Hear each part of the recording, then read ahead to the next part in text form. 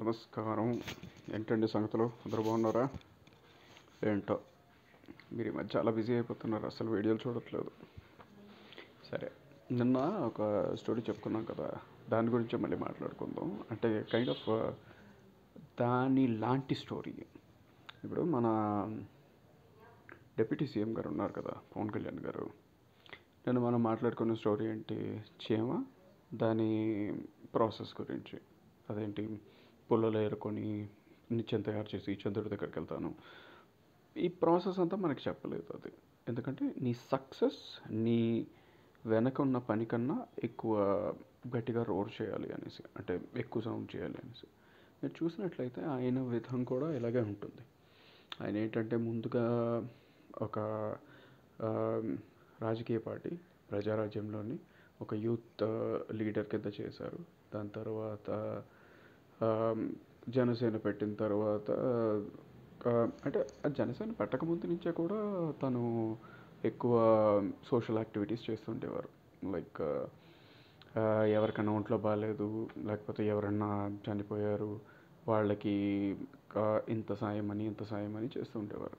So ఇదేంటంటే ఒక process అలా ఫాలో అయ్యారు. ఈ ప్రాసెస్ అంతా మనకు తెలియదు. మనం ఏమనుకున్నామంటే ఆయన వచ్చాడు, జనసేన పార్టీ పెట్టాడు, ఓట్లు కొట్టేశాడు, కూటమి ఏర్పడ్డారు, అందుకనే సీట్లు వచ్చాయి, ఇవ్వండి అని చెప్పారు.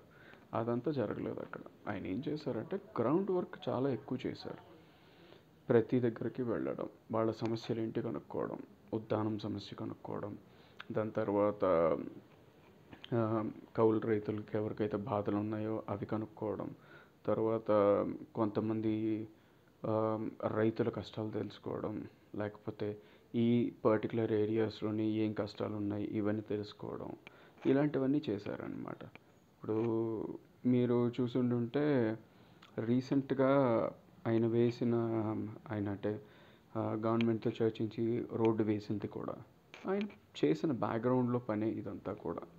సో ఇవన్నీ మనకి తెలియక ముందు, ఓకే, మనం చూసేది ఏంటంటే డైరెక్ట్గా ఫస్ట్ టైం ఓడిపోయాడు, సెకండ్ టైం గెలిచారు, సెకండ్ టైం గెలడమే డైరెక్ట్గా మినిస్ట్రీ వచ్చేసింది, డెప్యూటీ చీఫ్ మినిస్టర్ అయిపోయాడు.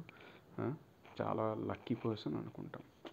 అంతే కాదు, నాట్ జస్ట్ పవన్ కళ్యాణ్, ఇలాంటి విషయాలు చాలామందిది.